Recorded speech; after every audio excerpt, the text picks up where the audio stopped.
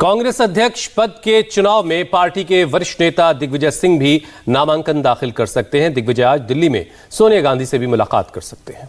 उधर राजस्थान के सीएम अशोक गहलोत भी दिल्ली में हैं। आज उनकी भी सोनिया गांधी से मुलाकात हो सकती है और कांग्रेस अध्यक्ष चुनाव में नामांकन का कल आखिरी तारीख है और अब तक सिर्फ शशि थरूर ने चुनाव लड़ने का ऐलान किया है।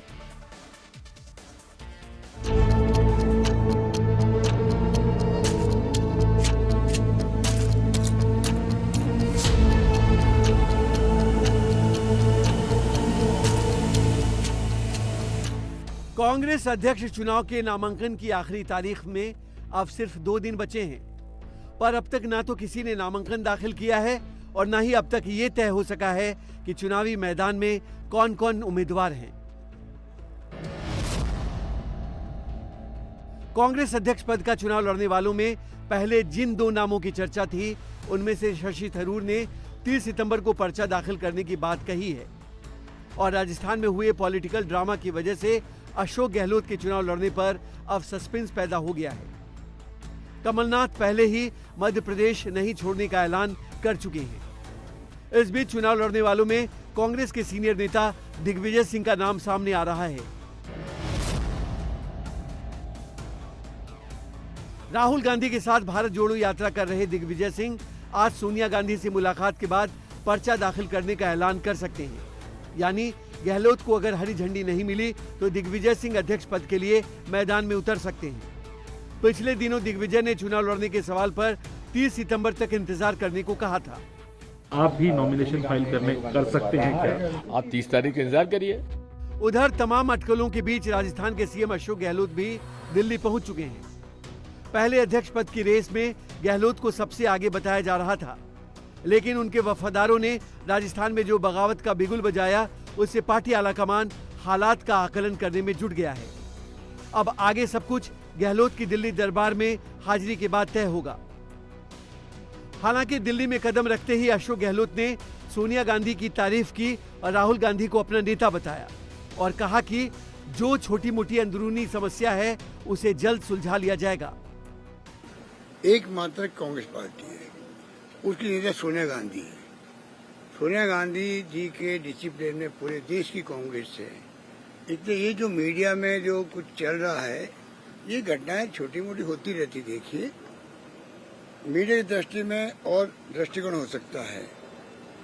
हमारे लिहाज से हमारे दिल के अंदर, सबके दिल के अंदर, सभी नंबर 1 जो कांग्रेस अध्यक्ष होती है, उनके अनुशासन में हम काम करते हैं।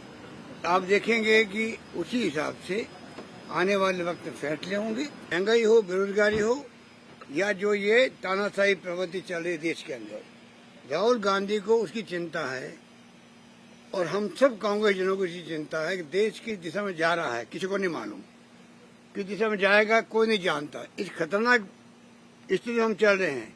हमारे लिए उससे मुकाबला करना ज्यादा जरूरी है। घर की बातें ये इंटरनल पॉलिटिक्स में चलता रहता है, ये हम लोग सब सॉल्व कर लेंगे, मैं आपको कह सकता हूँ। हालांकि राजस्थान में कांग्रेस का विवाद अब भी नहीं थमा है।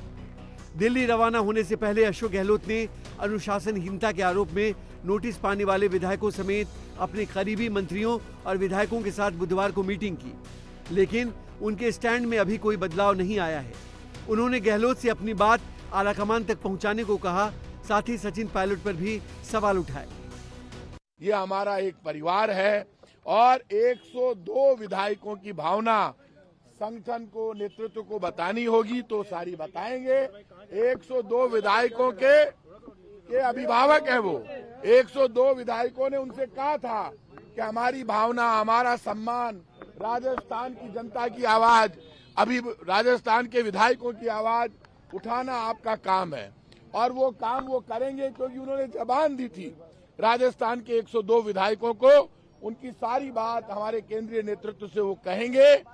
उस वक्त जो गद्दार बीजेपी से मिलके जो बीजेपी का एजेंडा है, मोदी जी का और अमित शाह का, कांग्रेस मुक्त भारत का, जो चुनी हुई सरकारों को अपदस्त करने का जो घोड़ा उनका घूम रहा है, उस घोड़े की लगाम को यहाँ पकड़ी अशोक गहलोत जी ने।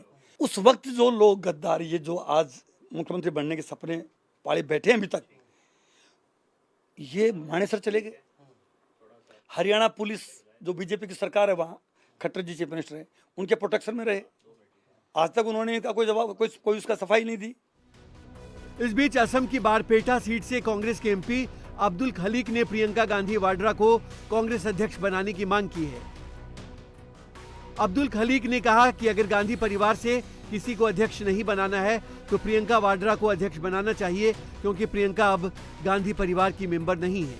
मैं चाहता हूं प्रियंका गांधी वाड्रा को कांग्रेस अध्यक्ष बनना चाहिए।